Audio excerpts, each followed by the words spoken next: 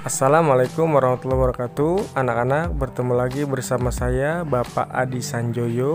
Kita akan membahas materi tentang menerapkan proses produksi massal. Produksi massal juga dikenal sebagai aliran produksi atau produksi terus-menerus. Adalah sistem produksi dalam jumlah besar dari produk yang terstandar. Proses adalah urutan pelaksanaan ataupun kejadian yang terjadi secara alami atau didesain, mungkin menggunakan waktu, ruang, keahlian, atau sumber daya lainnya yang menghasilkan suatu hasil. Suatu proses mungkin dikenali oleh perubahan yang diciptakan terhadap sifat-sifat dari satu atau lebih objek di bawah pengaruhnya.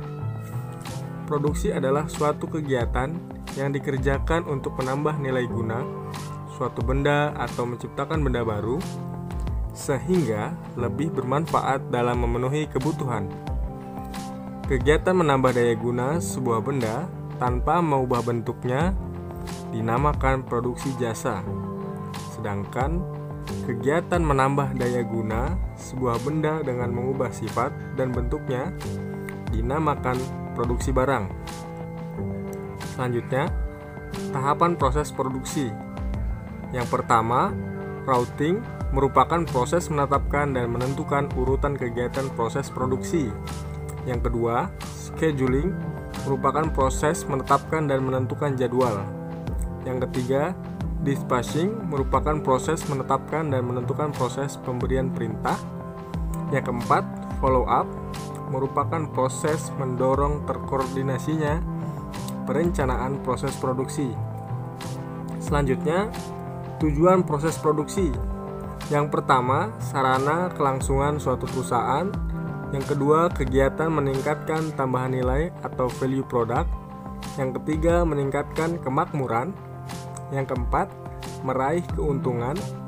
Yang kelima, memenuhi pasar internasional. Dan yang terakhir, untuk mengganti barang yang aus, rusak barang yang telah habis. Selanjutnya, jenis-jenis proses produksi dibagi menjadi dua. Yang pertama, proses produksi secara terus-menerus.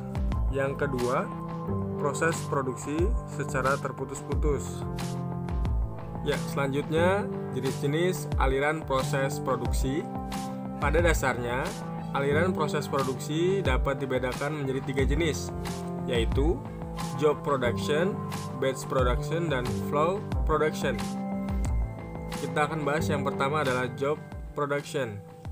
Job production adalah jenis aliran proses produksi yang digunakan untuk produk-produk dengan jumlah produksi yang sedikit, tetapi banyak model atau variannya. Produk-produk custom made yang harus mengikuti desain unik dan spesifikasi khusus dari pelanggan dengan waktu dan biaya yang ditentukan, biasanya menggunakan jenis aliran proses produksi ini. Tujuan dari job production adalah untuk memenuhi kebutuhan khusus pelanggan. Pada umumnya, proses produksi dengan job production ini tidak menggunakan jalur produksi atau production line khusus untuk mengerjakannya. Karakteristik dari proses produksi job production adalah sebagai berikut. Yang pertama, memiliki ragam produk atau varian yang banyak dan rendah volume produksinya. Yang kedua, menggunakan fasilitas dan mesin-mesin umum atau general.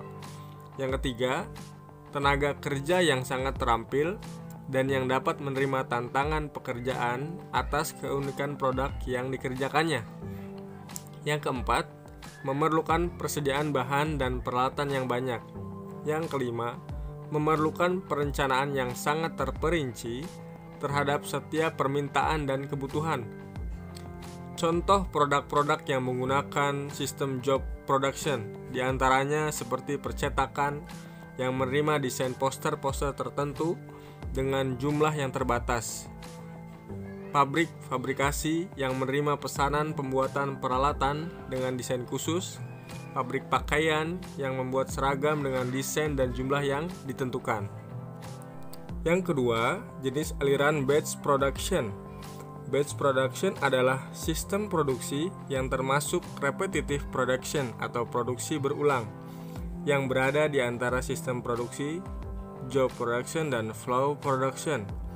Standarisasi produk pada batch production lebih baik dan volume produksi lebih tinggi jika dibandingkan dengan job production. Namun volume lebih rendah dan tidak selalu terstandarisasi seperti flow production atau mass production. Metode produksinya mirip dengan proses produksi dengan sistem job production. Perbedaannya terletak pada jumlah atau volume yang akan diproduksinya yang lebih banyak dan berulang-ulang. Di bawah ini merupakan karakteristik dari batch production. Yang pertama adalah waktu produksi yang lebih pendek. Yang kedua, tempat dan mesin yang lebih fleksibel. Yang ketiga, tempat dan mesin diatur untuk memproduksi produk dalam bentuk batch dan diubah lagi pengaturannya untuk batch yang berikutnya. Yang keempat, waktu dan biaya produksi lebih rendah dibandingkan dengan job production. Yang terakhir adalah jenis aliran produksi flow production atau mass production.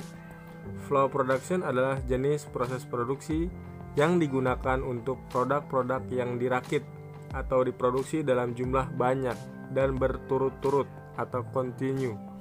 Sistem produksi flow production ini menggunakan jalur produksi atau production line untuk memproduksi produk-produknya.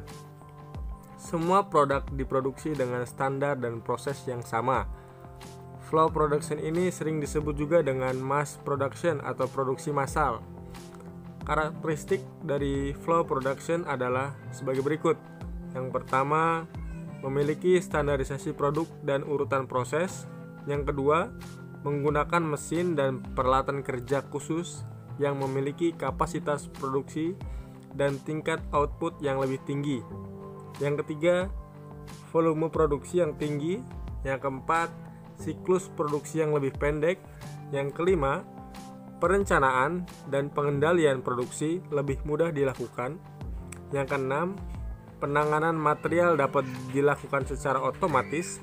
Dan yang ketujuh, persediaan material dapat lebih cepat untuk dikonversikan menjadi penjualan atau sales.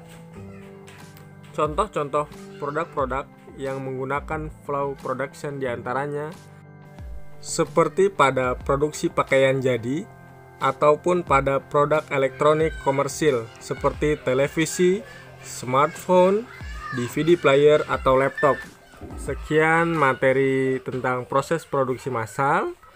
Sampai jumpa di pertemuan selanjutnya. Tetap semangat dan sukses selalu. Assalamualaikum warahmatullahi wabarakatuh.